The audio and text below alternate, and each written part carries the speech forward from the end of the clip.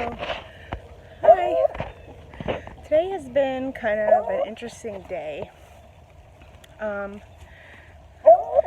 Some of you know I used to ride and hang out at a place called Hilltop Ranch in Mountain. And Frank from Hilltop, he passed away the other week.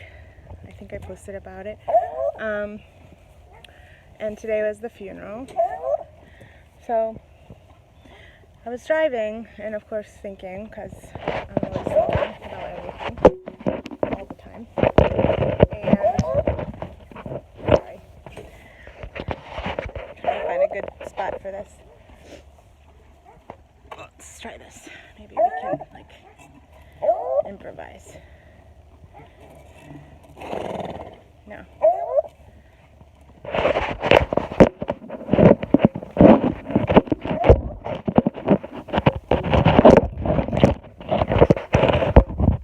That's a bad idea. Not a good idea. Okay. Oh well. If you can hear me, hopefully, the beagle. And so I was thinking about some things, and when I tell the story of Gray Muzzle, and people often ask, how did you start this? I will typically give a version of meeting Fancy and discovering the power of horses in mental health, and then kind of going from there, and then buying this place and it turning into what it has. And I kind of realized I gloss over part of the story, and maybe I should share it. So, in mental health, we have to kind of keep close tabs on ourselves all the time, and countertransference, things like countertransference. If somebody's bringing up a feeling in us, what is that about? Is it appropriate for us to treat that person?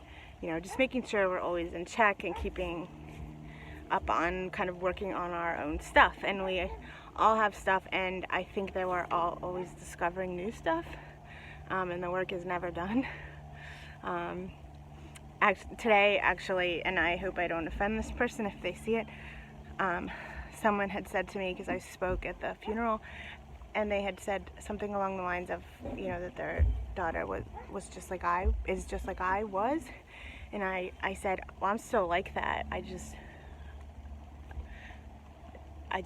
try to use coping mechanisms, and I fight all the time. Nothing's changed. That stuff never goes away.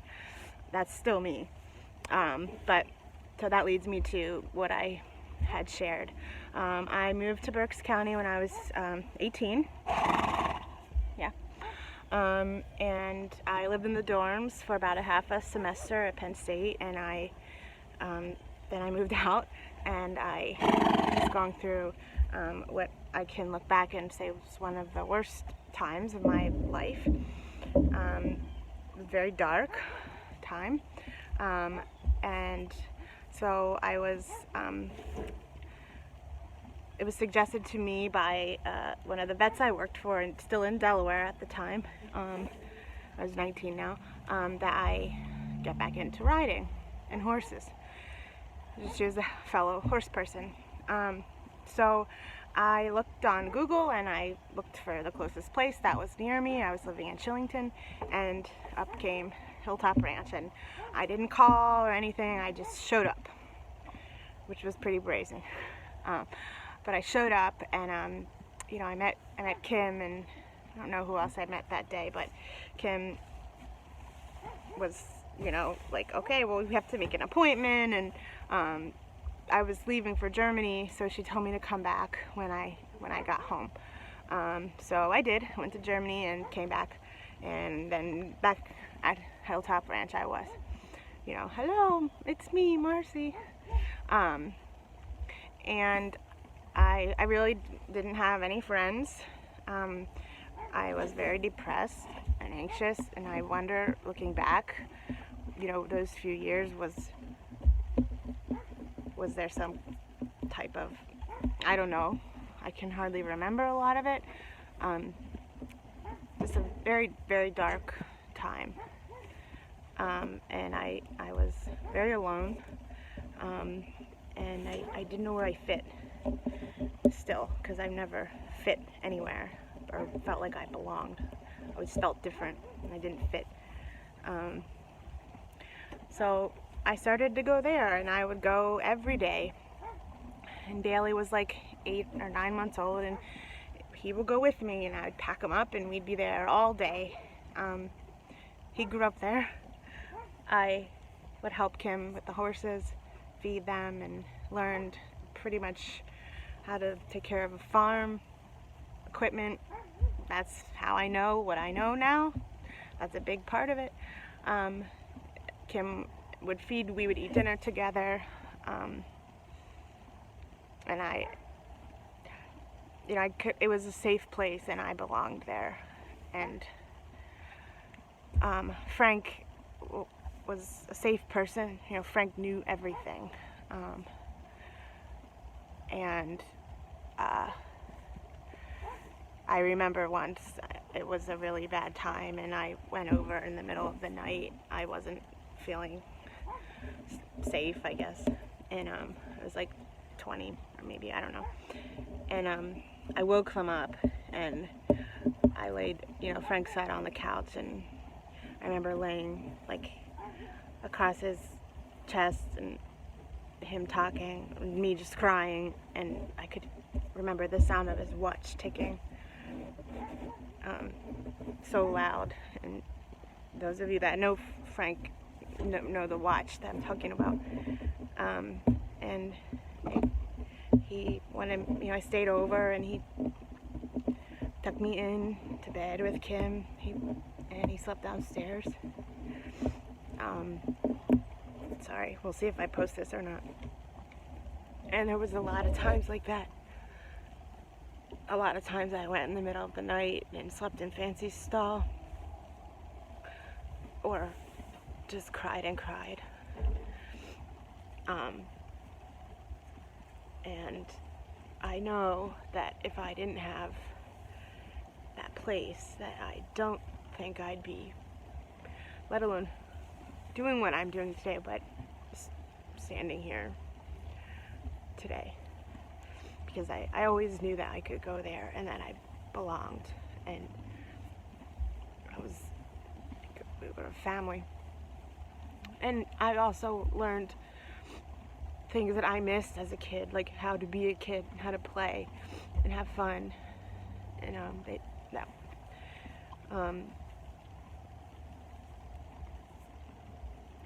and so I started writing Fancy, and she was a basket case, and so was I, and we were kind of just both navigating our worlds that we knew nothing about. She had maybe some trauma history. She was broke to ride at a very late age, I think 9. She was 11, I think, when I started riding her. She would just explode, and you couldn't get her back. And I was anxious all the time, so the two of us together. And then the part of the story that I do typically include is I didn't know I was anxious all the time, or I didn't know what it was. I don't know, but she knew, and she would weave back and forth all the time when we would ride. I'd put her in the middle of the trail, she'd go over here. I'd put her back in the middle, she'd go over. And I didn't know why. And then one day, for whatever reason, I was able to take a deep breath, thank you, and relax, and she walked in a straight line. And just through that, I realized she was feeling this whole time, and she was telling me and how she knew how to tell me, but I wasn't listening because I didn't know. And then when I was listening, and I relaxed, she told me by walking in a straight line, and it taught me to check in with myself. What am I feeling? Am I feeling this right now? What can I do about it? Talking to her about it, and she would listen, and she would talk back to me. And she was my best friend, and she's still my best friend. and she's what's kept me around, just this Hilltop Ranch. You know, if something happened to me, I know that nobody would take care of her like me or understand her like I do. All the others, you know, they could go and be fine, but she wouldn't. And I remember thinking, oh my gosh, you know, this is amazing. Everybody has to know what these animals are capable of the healing and mental health, and that then, you know, the story goes on to what is typically heard. You know, I wanted to do animal assisted therapy, and you know, that's what I wanted to do one day, and every paper, everything after that from age, you know, 19-ish on, was about that. And Fancy's 24, and she's my best friend, and she teaches about love and acceptance, and she still reminds me sometimes when I need to breathe, and she still listens to me. And now I can watch her work with other people, and that is amazing. And I'm so grateful, and that we could share it, and that she's such an amazing therapist. I never knew until I started to see her work. So that's the other part of the story, and you know, just thinking about it, like I said, when I was going to the funeral, and I will always be grateful for Frank's wisdom and what he taught me, and the stories and the knowledge about horses and working as a team and never giving up. So yeah, we'll see if I post this or not. If I do, be nice. So my girl, say bye, baby. She's the reason for it all.